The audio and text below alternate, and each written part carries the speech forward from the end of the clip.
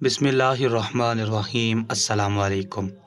تاحد نگاہ سمندر پھیلا ہوا تھا، آسمان پر بادل تھے اور کبھی کبھی ہلکی ہلکی بوندیں بھی پڑ جاتی تھیں۔ کشتی ہچکولے کھاتے ہوئے اپنی منزل کی جانب بڑھی چلی جا رہی تھی۔ کشتی کے بادبان ہوا کے رخ پر پھیلے ہوئے تھے اور کشتی بڑے متوازن انداز میں سفر کر رہی تھی۔ کشتی کے مسافر بےتابی سے منزل پر پہنچنے کا انتظار کر رہے تھے۔ سمندر اپنی تمام تر شفافیت کے ساتھ ان سب کے سامنے آیا تھا۔ نہیں معلوم تھا کہ کس وقت سمندر کی پرسکون لہریں جوار باٹھے میں تبدیل ہو جائیں اور اس چھوٹی سی کشتی کو تنکے کی طرح بہا کر لے جائیں۔ اسی لیے کشتی پر سوار تمام مسافر چاہتے تھے کہ وہ جلد از جلد اپنی منزل بغداد تک پہنچ جائیں۔ اس کشتی میں کئی مسافر سوار تھے۔ کشتی کے مالک سمیت تمام مسافر ہی سمندر کے سفر کے ماہر تھے۔ ان مسافروں میں ایک مسافر سب سے خاص تھا۔ وہ اپنا بھیس بدل کر کشتی کے آخری سرے پر بیٹھا ہوا تھا۔ اس کا سفید لباس اسے سب میں ممتاز کر رہا تھا۔ اس نے اپنے امامے سے اپنے چہرے کو ڈھانپ رکھا تھا، جس کے باعث کوئی بھی اسے پہچان نہ پا رہا تھا۔ یہ مسافر نہ تو کسی سے بات کر رہا تھا اور نہ ہی اسے کشتی پر ہونے والے کسی اور معاملے میں کوئی دلچسپی تھی۔ وہ تو بس گہری نظروں سے سب کا جائزہ لے رہا تھا۔ وہ مسافر کوئی اور نہیں بلکہ مصر کے عظیم سلطان تھے، جو ایک خاص کام سے بغداد کی جانب جا رہے تھے۔ ابھی سلطان سامنے پھیلے ہوئے سمندر کی جانب دیکھتے ہوئے یہ سوچ ہی رہے تھے کہ قدرت کی بنائی ہر چیز کس قدر شاندار ہے کہ اچانک ان کے کانوں میں ایک آواز پڑی۔ کشتی میں وہ جس جگہ بیٹھے تھے ان کے پیچھے ہی کشتی کا مالک اور اس کا خاص غلام دونوں بیٹھے تھے۔ وہ دونوں آپس میں دھیمی دھیمی سرگوشیوں میں باتیں کر رہے تھے۔ سلطان نے ذرا پیچھے مڑ کر دیکھا تو مالک بڑے باروب انداز میں بیٹھا تھا۔ اس کے سامنے ملازم بیٹھا مالک کو کوئی چیز دکھا رہا تھا۔ وہ ایک گلدستہ تھا، تازہ اور خوبصورت پھولوں سے سجا ہوا گلدستہ، جس کی مہک سلطان کو محسوس ہو رہی تھی۔ بے دہانی میں سلطان اس مالک اور ملازم کی گفتگو کو سننے لگے۔ ملازم کہہ رہا تھا، میرے مالک، آپ کے حکم پر میں آپ کے ساتھ بغداد جانے کے لیے تیار ہو گیا ہوں، مگر میری بیوی گھر میں تنہا ہے۔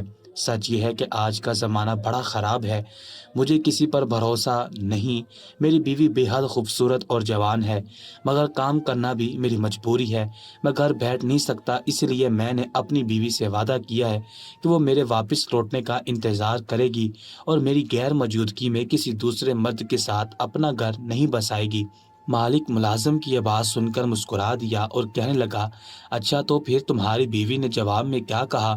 ملازم نے بڑے پیارے سے گلدستے کے پھولوں پر ہاتھ پھیرا اور کہنے لگا، میری بیوی نے مجھ سے وعدہ کیا کہ وہ میری خاطر اپنی عزت کی حفاظت کرے گی اور جب تک میں واپس نہ لوٹوں گا وہ میرا انتظار کرے گی۔ اس نے مجھے یقین دلایا اور ساتھ ہی مجھے پھولوں کا یہ گلدستہ دیا۔ باقول اس کے یہ ایک خاص قسم کے پھول ہیں جو اس نے اپنے ہاتھوں سے اپنے باغیچے میں اگائے تھے۔ وہ کہتی ہے کہ جب تک ان پھولوں کی خوشبو سلامت رہے گی اور یہ پھول تازہ رہیں گے تب تک اس کی پاک دامنی برقرار رہے گی۔ آپ دیکھ رہے ہیں آج کئی روز گزر چکے ہیں ہم لوگوں کو اس کشتی میں سفر کرتے ہوئے، مگر اس کے باوجود پھولوں کا یہ گلدستہ بالکل تر و تازہ ہے۔ میں جانتا ہوں کہ میری بیوی مجھ سے بے حد محبت کرتی ہے اور وہ مجھے دھوکہ نہیں دے گی۔ پھولوں کا یہ گلدستہ ہمیشہ تر و تازہ رہے گا۔ ملازم ابھی بھی اپنی بیوی کے قصیدے پڑھے جا رہا تھا۔ سلطان نے ذرا گردن موڑ کر دیکھا تو سلطان کو ایک عجیب سا احساس ہوا۔ اس نوجوان کے مالک کے چہرے پر بڑے انوکھے سے تاثرات تھے۔ وہ چبھتی ہوئی نظروں سے اس گلدستے کی جانب دیکھے جا رہا تھا۔ آخر اس سے صبر نہ ہوا اور اس نے ہاتھ بڑھا کر اپنے ملازم سے وہ گلدستہ لے لیا۔ گہری نظروں سے وہ گلدستے کا جائزہ لیتے ہوئے کبھی کبھار اپنے ملازم کو بھی دیکھ لیتا، اس بات سے قطعی انجان کہ ان سے ذرا فاصلے پر بیٹھے ہوئے ان کے سلطان ان دونوں کو دیکھ رہے تھے۔ مالک چند لمحے تک گلدستے کا جائزہ لیتا رہا اور پھر آخرکار اس نے یہ گلدستہ ملازم کو واپس کر دیا۔ اس نے اپنے ملازم کے شانے پر ہاتھ رکھا اور کہنے لگا، تم بے حد معصوم ہو۔ میں دعا کرتا ہوں کہ تمہاری بیوی تمہارے ساتھ وفادار رہے، مگر یاد رکھنا عورتوں کے مکار سے ذرا زمانہ پناہ مانگتا ہے۔ اس نے تمہیں یہ جو گلدستہ دیا ہے، مجھے تو اس میں کوئی خاص بات نظر نہیں آ رہی۔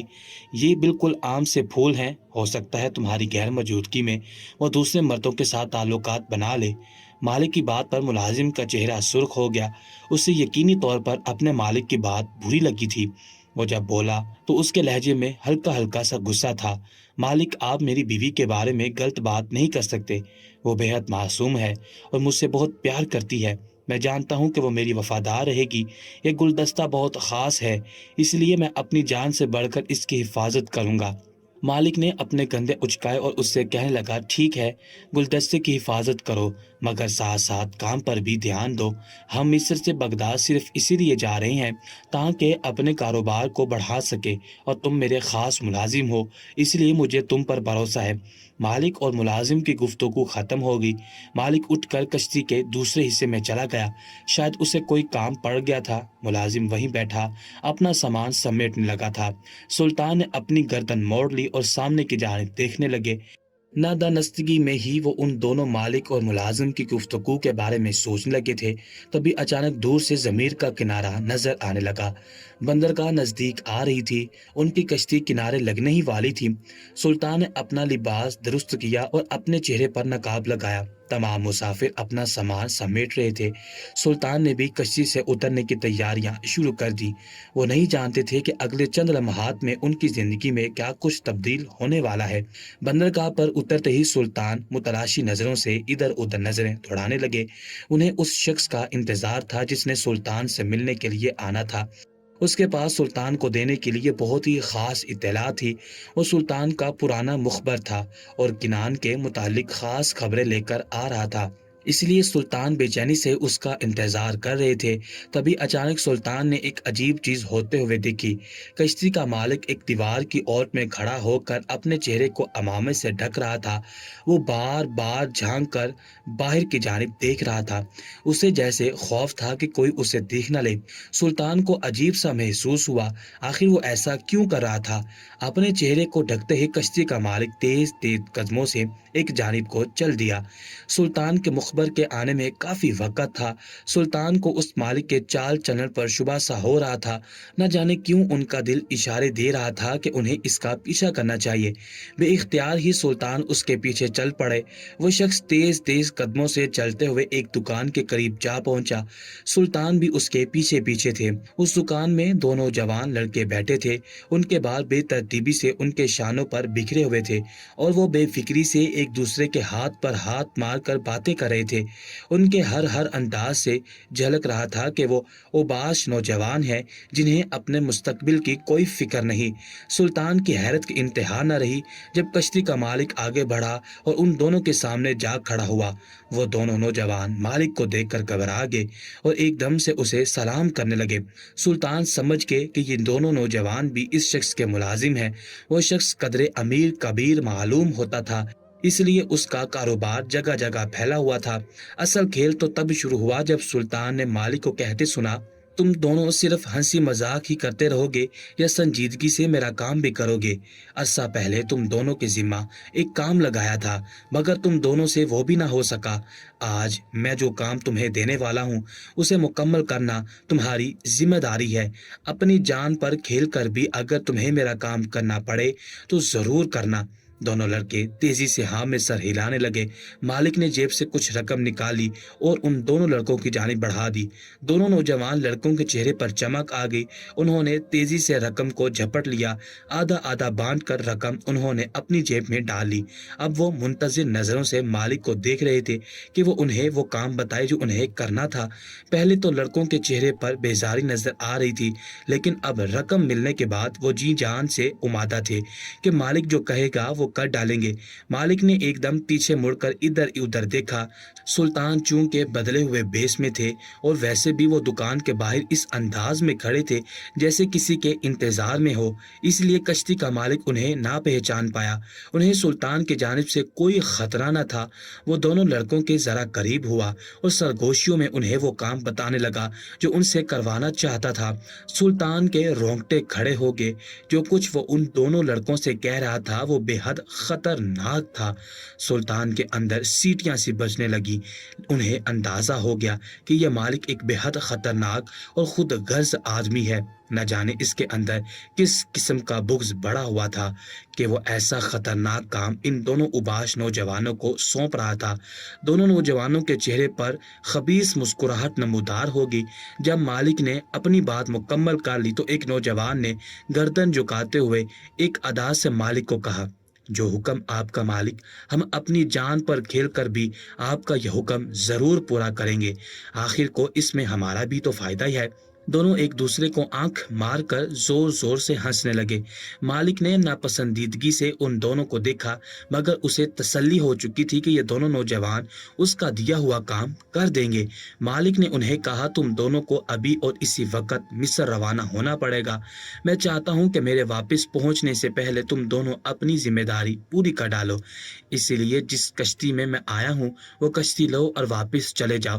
دونوں نوجوانوں نے سر اس بات میں ہلایا اور دکان سے باہر نکل گئے۔ مالک نے دکان کو بند کیا اور اسے تالا لگا دیا۔ سلطان وہیں کھڑے خاموشی سے ان سب کو جاتا ہوا دیکھتے رہے۔ دونوں نوجوان تیز تیز قدم اٹھاتے ہوئے بندرگاہ کی جانب لپک رہے تھے۔ ان کی جیب میں موجود رقم نے ان کے اندر توانائی بھر دی تھی۔ مالک ابھی تک بازار میں کھڑا تھا، تبھی سلطان نے دیکھا کہ مالک نے ایک عجیب حرکت کری تھی۔ اس نے اپنے اوپر اوڑھی ہوئی چادر کے اندر ہاتھ ڈالا اور پھر کچھ باہر نکالا۔ اس کے ہاتھ میں موجود چیز کو دیکھ کر سلطان ہکا بکا رہ گئے۔ ان کے سامنے ایک ایسی کہانی پرت در پرت کھلنے لگی تھی جس کے کردار کو وہ جانتے تک نہیں تھے۔ مالک کے ہاتھ میں وہی گلدستہ تھا جو مالک کا ملازم اسے کشتی میں دکھا رہا تھا، وہ گلدستہ جو اسے اس کی بیوی نے اپنے پاک دامنی کے ثبوت کے طور پر دیا تھا۔ وہ گلدستہ مالک کے ہاتھ میں کیا کر رہا تھا؟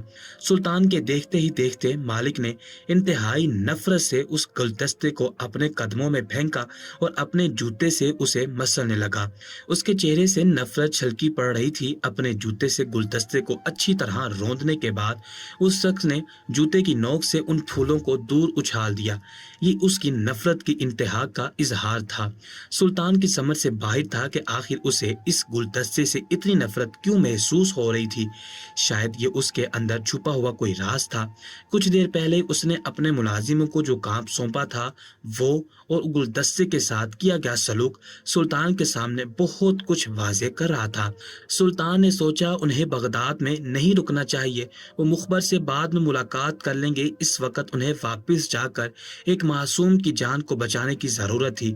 وہ نہیں جانتے تھے کہ اس کے سر پر کیسی آفت نازل ہونے والی ہے۔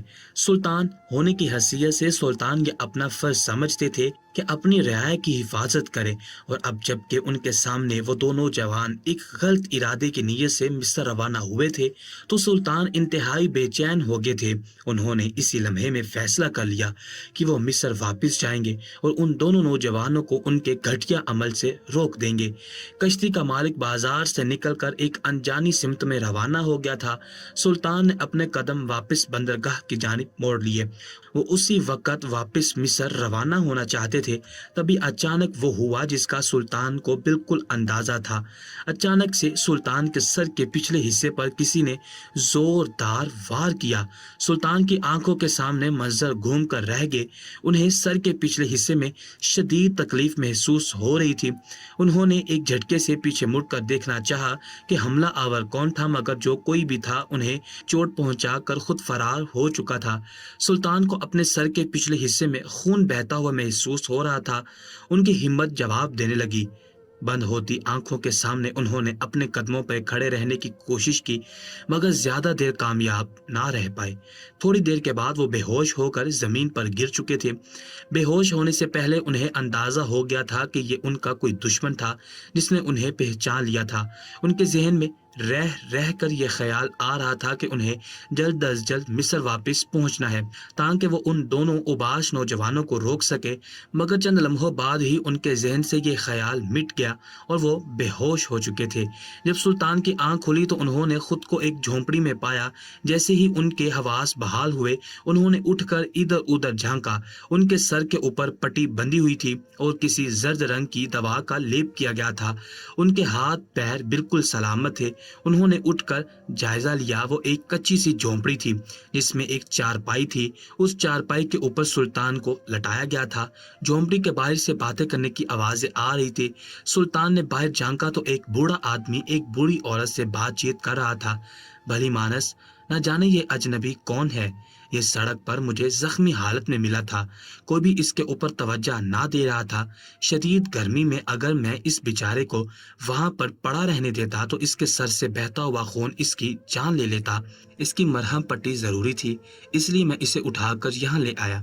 इस बात से परेशान ना हो कि जो अखराजात हमारे इसके ऊपर उठेंगे उनका बंदोबस्त कौन करेगा।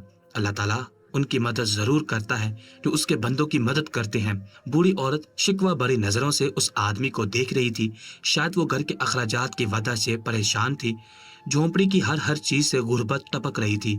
सुल्तान को अफसोस हुआ कि उन्होंने ख्वामख्वाह इस बूढ़े और बूढ़ी के ऊपर बोझ बनकर इनकी तकलीफ में इजाफा किया है।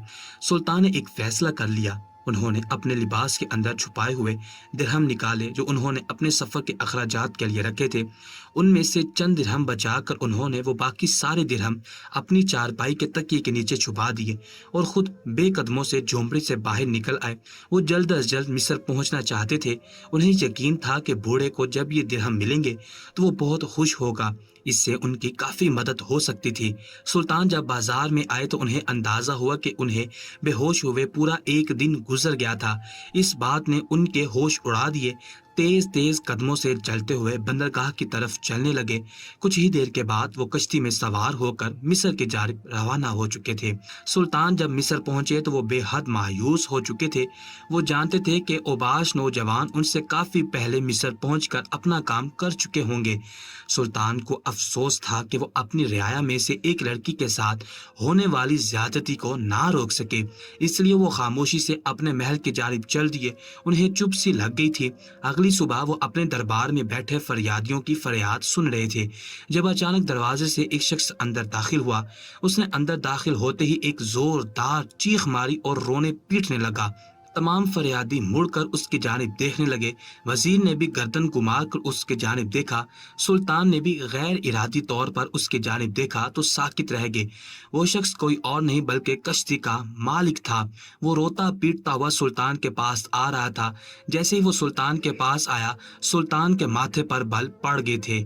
उन्हें उसका हुक्म और गुलदस्ते के साथ किए जाने वाला सलूक याद आ गया था। लेकिन अब वो सुल्तान के दरबार में क्या लेने आया था? सुल्तान हैरान थे कि वो इस तरह रोते पीटते हुए क्यों आ रहा है।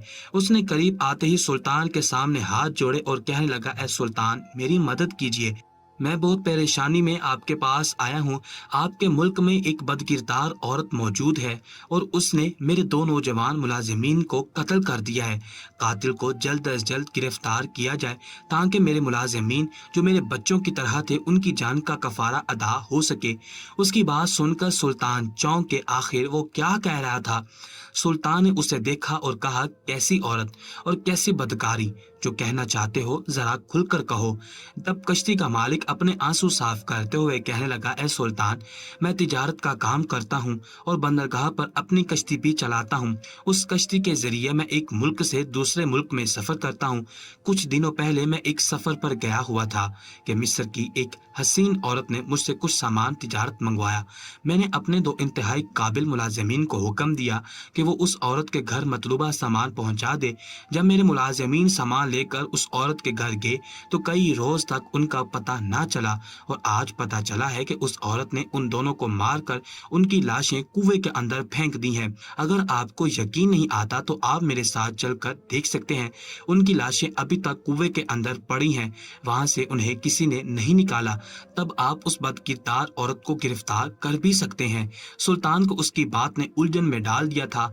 उनके जहन में एक झमकसा हुआ था और उन्हें वहीं 2 उबाश नौजवान याद आए जिससे इस आदमी ने एक हुक्म दिया था, उसे अपने मुलाजिम की बीवी के साथ बदफेली करने का हुक्म, जो गुलदस्ता लेकर कश्ती पर सवार था।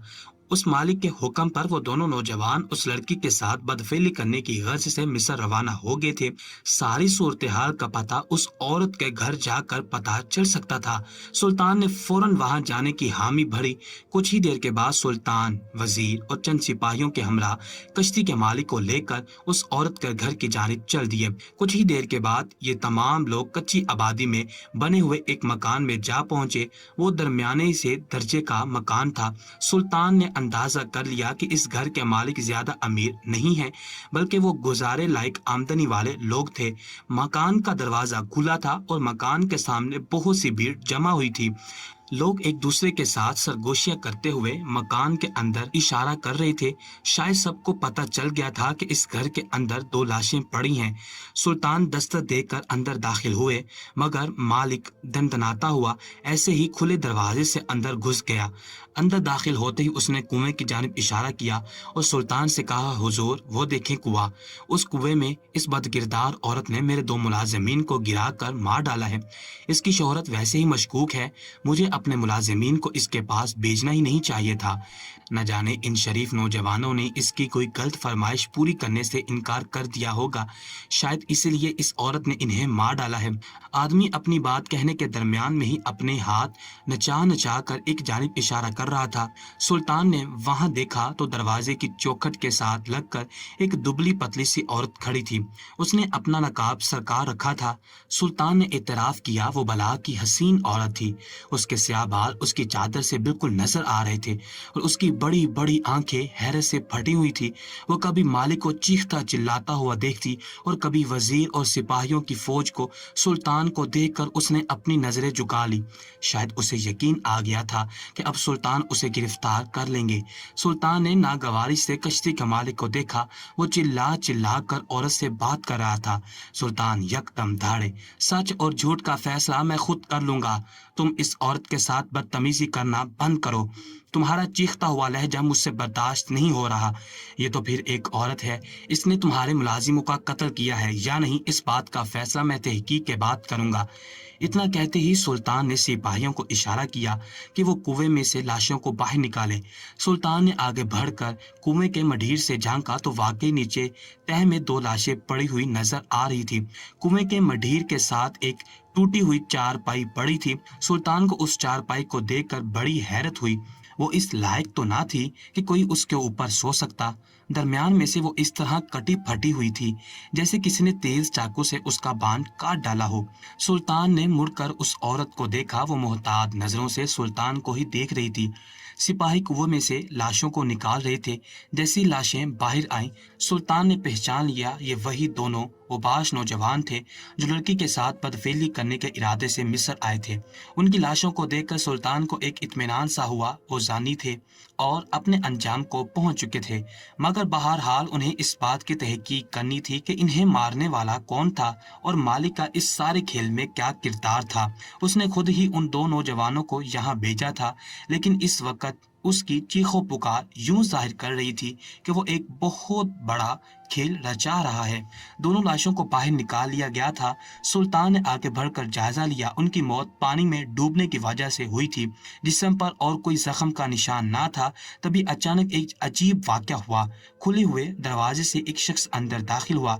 सुल्तान ने उसे पहचान लिया। वो उस कश्ती वाले का मुलाजिम था और यकीनन इस औरत का शोहर था। उसके हाथ में मुरझाए हुए फूलों का एक गुलदस्ता था। आगे आते ही उसने तेज से भरे हुए अंदाज में वो गुलदस्ता औरत के कदमों में पटक दिया। औरत हैरत भरी नजरों से उसकी जानिब देख रही थी।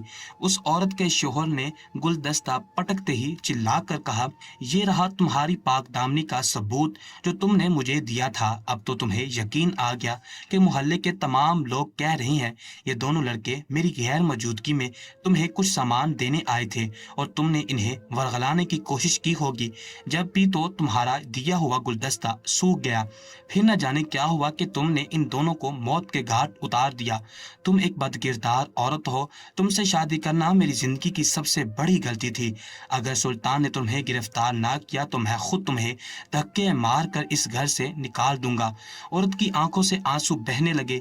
अब तक उसने एक लफ्ज भी अपनी सफाई में ना बोला था। सुल्तान को इस सारे मामले को देखकर अजीब सा महसूस हो रहा था। उनका दिल कह रहा था कि सब को जैसा दिख रहा है वैसा नहीं, कोई तो राज जरूर था जो इस सारी कहानी के पीछे छुपा था। लड़की के शोहर के पास गुलदस्ता कैसे हो सकता है? उस गुलदस्ते को तो कश्ती के मालिक ने बाजार में तोड़कर फेंक दिया था। सुल्तान उलझ कर रह गए थे, मगर उन्होंने सोचा कि ज़ाहरी तौर पर सब कुछ वैसा ही करना चाहिए जैसा कश्ती का मालिक चाहता है, तभी असल कहानी खुलकर सामने आएगी।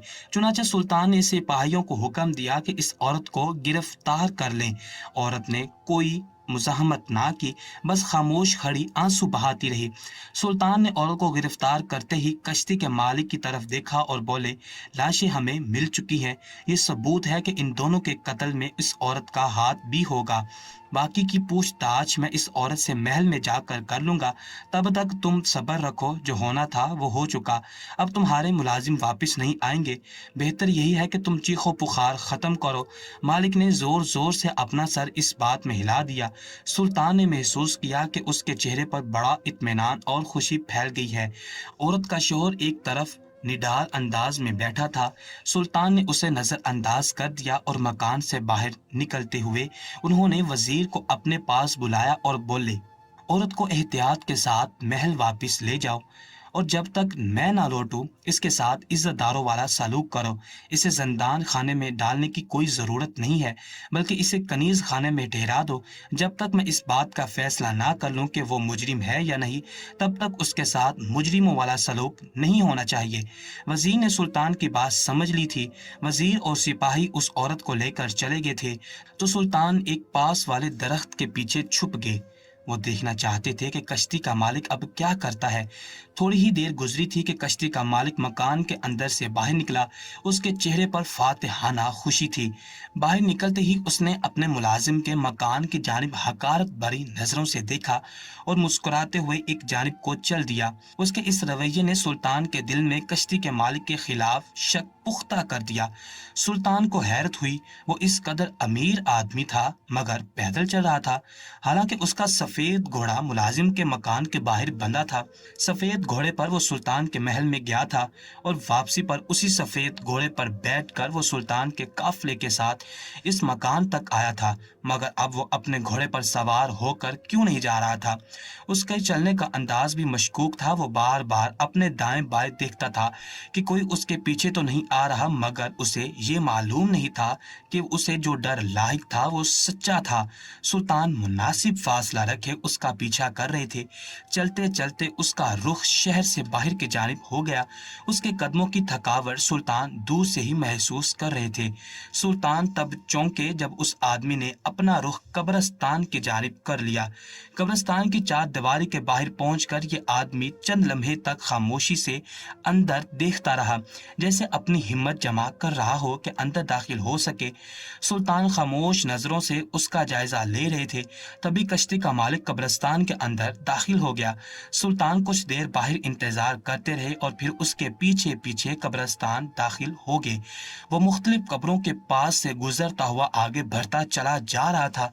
थके थके कदमों से चलते हुए अचानक ये आदमी एक छोटी सी कब्र के पास जा रुका। सुल्तान उससे कुछ फासले पर खड़े थे। वो कब्र छोटी सी और गुमनाम थी, उसके ऊपर कोई तख्ती नहीं लगी हुई थी। कश्ती का मालिक कुछ देर तक उस कब्र के पास खड़ा रहा, फिर धीरे से नीचे बैठ गया। सुल्तान ने महसूस किया उसका जिस्म धीरे धीरे हिल रहा था, फिर उसकी सिसकियों की आवाजें बुलंद होने लगी। वो रो रहा था। सुल्तान हैरत ज़दा रह के उन्हें इतना तो मालूम हो ही गया था कि ये आदमी जिस कब्र के पास बैठा है वो किसी बच्चे की कब्र थी, शायद 8 से 10 साल के बच्चे की। रोते रोते अचानक उस आदमी ने अपना सर उठाया और अपने आंसू साफ करने लगा, और जब बोला तो उसके आंसू में डूबी हुई आवाज ने सुल्तान का दिल चीर दिया। वो कह रहा था, मेरे बेटे, आज मैंने तुम्हारा बदला ले लिया। जिन लोगों ने तुम्हें मौत के मुंह में पहुंचाया था, आज मैंने उन्हें जलील रुस्वा कर दिया और अब दुनिया में उनका कोई ठिकाना नहीं। आखिरकार जिल्लत के हाथों मजबूर होकर वो भी खुदकुशी कर लेंगे और यही पहुंच जाएंगे जहां तुम हो। मैंने जो वादा तुमसे तुम्हारे मरने पर किया था, आज मैंने पूरा कर लिया। धीरे धीरे बड़बड़ाता हुआ वो शख्स जैसे अपने बेटे से बातें कर रहा था।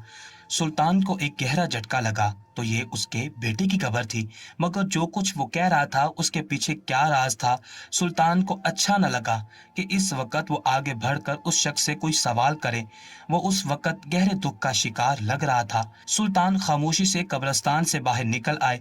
एक बाप से सवालों जवाब करना उन्हें अच्छा महसूस ना हुआ, मगर वो जानते थे कि कश्ती के मालिक ने जरूर कुछ ना कुछ किया है जिसकी उससे बाज परस्त करना जरूरी है। सुल्तान वापस महल की जानिब चल दिए। सुल्तान वापस महल पहुंच के दिन ढल गया, रात आ पहुंची। सुल्तान के जहन में बस यही एक बात थी कि किस तरह उन्हें इस राज से पर्दा उठाना है। अगली सुबह सुल्तान जब अपने दरबार में बैठे तो उन्हें उस औरत का ख्याल आया जिसे कल सिपाही गिरफ्तार करके लाए थे।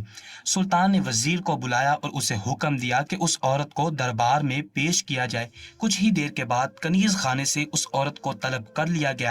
वो चादर में अपने आप को ढांपे सुल्तान के सामने खड़ी हो गई। उसका हुस्न इस वक्त कमलाया हुआ था, उसके चेहरे पर आंसुओं के निशानात थे। शायद वो सारी रात रोती रही थी। सुल्तान ने वजीर को अपने पास बुलाया और उसके कान में एक बात कही। वजीर सर हिलाते हुए उल्टे कदमों दरबार से बाहर निकल गया। सुल्तान ने उस औरत को देखा जो नजरें झुकाए सामने खड़ी थी। सुल्तान ने उसे मुखातिब किया और बोले, ए अजनबी औरत, तुम्हें परेशान होने की जरूरत नहीं है।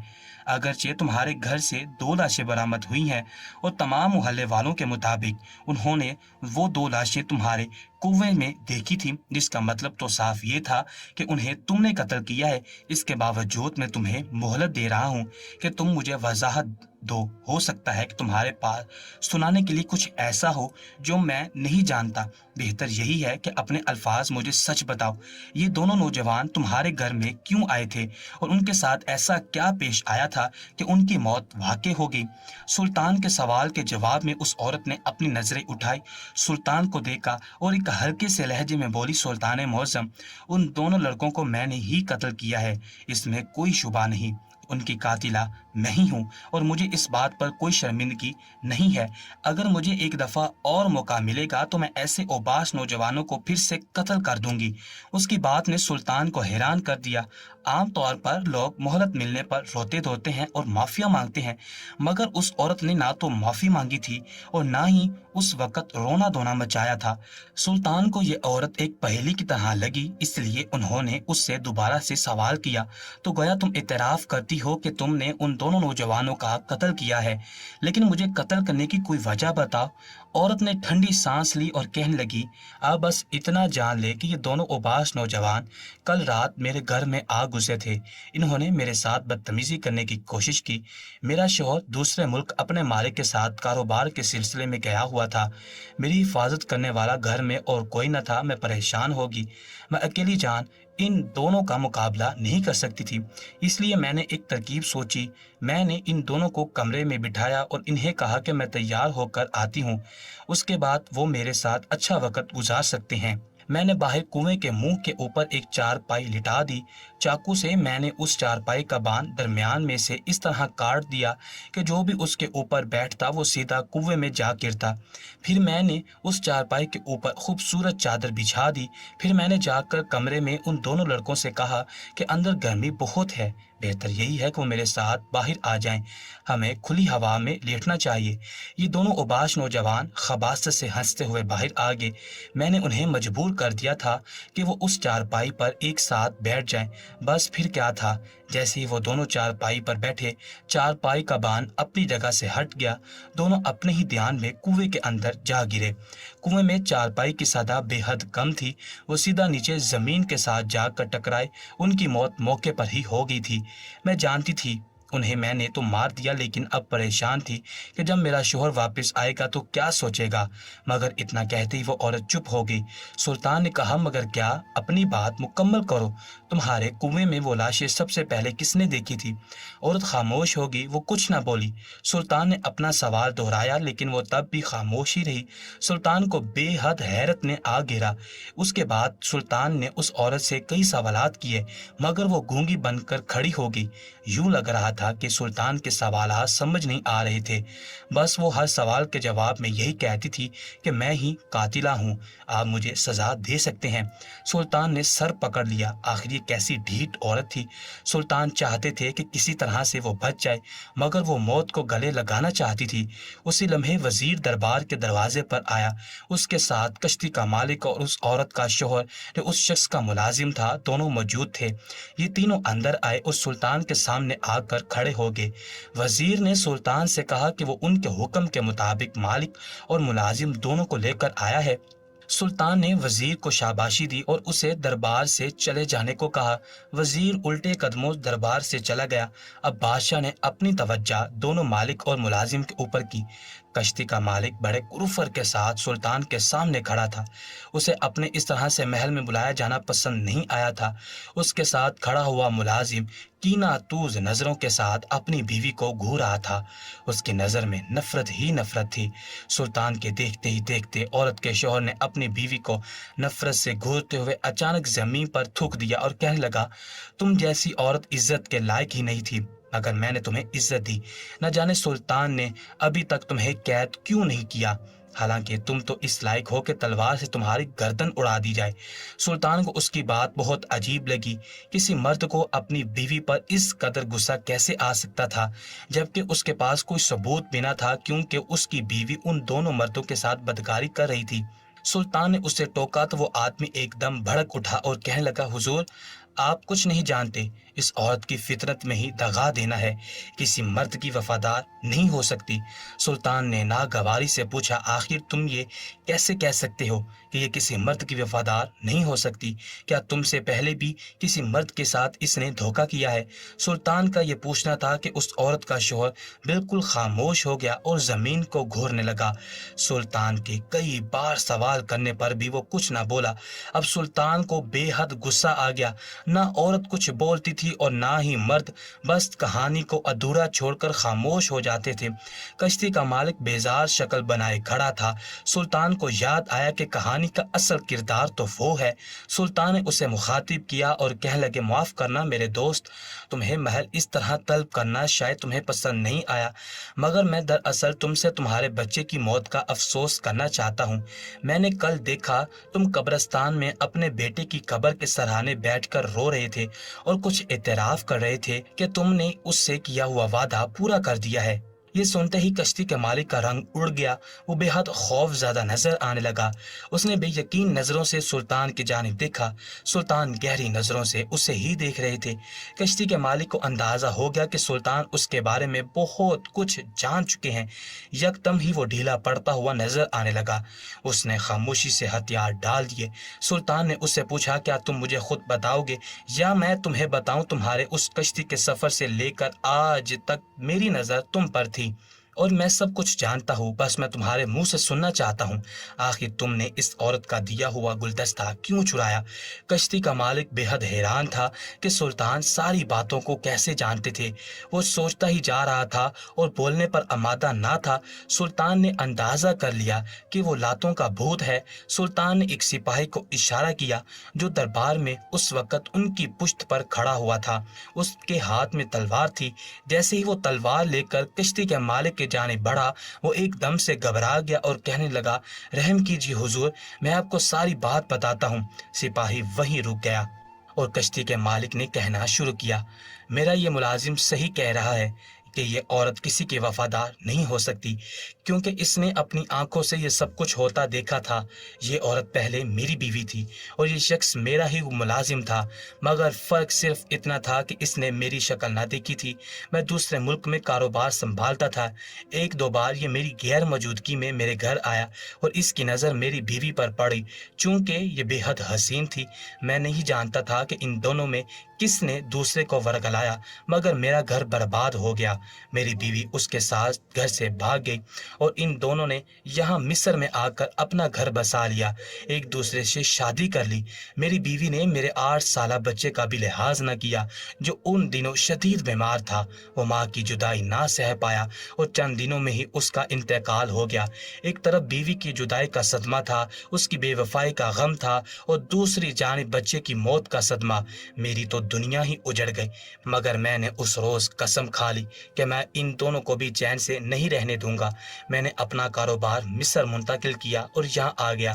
خاموشی سے میں نے ان دونوں میاں بیوی پر نظر رکھنا شروع کر دی۔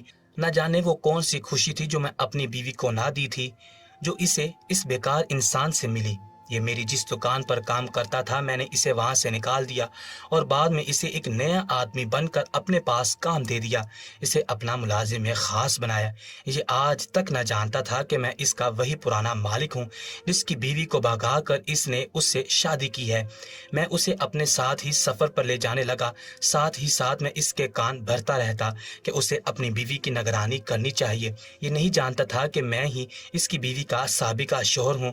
اب کی بار جب سفر پر اس نے مجھے وہ گلدستہ دکھایا جو میں برداشت نہ کر سکا، اس کی نظر سے غائب ہوتے ہی میں نے وہ گلدستہ چرایا، اس کی جگہ جلد مرجھا جانے والے پھولوں کا گلدستہ رکھ دیا۔ ان دونوں نوجوانوں کو میں نہیں بھیجا تھا، وہ دونوں میرے ملازم تھے۔ انہیں ایک مناسب رقم ملی تو وہ سب کچھ کرنے پر تیار ہو گئے۔ انہیں مصر پہنچنے میں ذرا دیر ہو گئی۔ جب وہ یہاں پہنچے تو انہوں نے میری سکھائے ہوئے طریقے کے مطابق اس عورت کے ساتھ بدکاری کرنا چاہی۔ میں جانتا تھا کہ جب وہ دونوں اپنے مقصد میں کامیاب ہو جائیں گے تو محلے والے اس کے خلاف گواہیاں دیں گے اور اس کا شوہر بھی اسے چھوڑ دے گا، مگر نہ جانے کیسے اس نے 2 ہوشیار نوجوانوں کو مار ڈالا۔ اگلی صبح جب میں اس کے گھر گیا تو میں اس کا لٹا پھوٹا چہرہ دیکھنا چاہتا تھا، مگر وہاں تو کنویں میں میرے دونوں ملازمین کی لاشیں پڑی تھیں۔ میری سابقہ بیوی نے مجھے دیکھ لیا اور وہ پہچان کی کہ یہ سارا کھیل میرا رچایا ہوا ہے۔ یہ مجھے چھوڑ کر بھاگ آئی تھی، اس لیے کسی کو بتا بھی نہ سکتی تھی کہ میں ہی اس کا سابقہ شوہر ہوں، اور نہ ہی یہ مجھ پر الزام دے سکتی تھی۔ میرا کھیل تو مکمل نہ ہوا، مگر آج بھی میں نے اس کے شوہر کو اس کے ساتھ بدسلوکی کرتے دیکھا تو میرے اندر جلنے والی انتقام کی آگ ٹھنڈی پڑ گئی۔ آج محلے والے اس کو جس طرح شک والی نظروں سے دیکھ رہے تھے، وہ ویسے ہی نظریں تھیں جن نظروں سے میرا رشتہ دار اور محلے والے مجھے دیکھتے کرتے تھے جب یہ مجھے چھوڑ کر بھاگ گئی تھی۔ بس یہی ہے میری کہانی۔ میں نے جو کچھ کیا وہ سب کچھ آپ کو بتا دیا۔ سلطان نے اس کشتی والے کی بات سنی تو ٹھنڈی سانس بھر کر رہ گئے۔ وہ جانتے تھے کہ انتقام کی آگ میں جلنے والا انسان کسی بھی حد تک جا سکتا ہے۔ سلطان نے ایک نظر اس عورت کے شوہر پر ڈالی، وہ نادم نظر آ رہا تھا۔ سلطان نے اسے مخاطب کیا اور بولے، کیا تم اپنے بارے میں کچھ کہنا چاہتے ہو؟ تم نے اپنے مالک کی بیوی کو ورغلا کر امانت میں خیانت کی، تمہارے اور اس عورت کی وجہ سے ایک معصوم بچے کی جان چلے گئی۔ کیا تمہارے پاس اپنی صفائی میں کہنے کے لیے کچھ ہے؟ سلطان کی بات سنتے ہی وہ شخص ہاتھ مسلنے لگا، تبھی بھی وہ عورت پھوٹ پھوٹ کر رونے لگی اور روتے ہوئے زمین پر بیٹھ گئی۔ روتے روتے ہی اس نے سلطان کو مخاطب کیا اور بولی، اے سلطان، یہ سچ ہے کہ میرے موجودہ شوہر نے میرے حسن سے متاثر ہو کر مجھ سے شادی کی پیشکش کی تھی، مگر میں ایک ماں تھی، مجھے کوئی بھی فیصلہ کرنے سے پہلے اپنے بچے کو دیکھنا چاہیے تھا، مگر میں اس کی محبت میں اتنی اندھی ہو گئی کہ اپنے بسے بسائے گھر کو لات مار دی۔ میں نہیں جانتی تھی کہ میری جدائی میں میرا بچہ دنیا سے ہی چلا جائے گا۔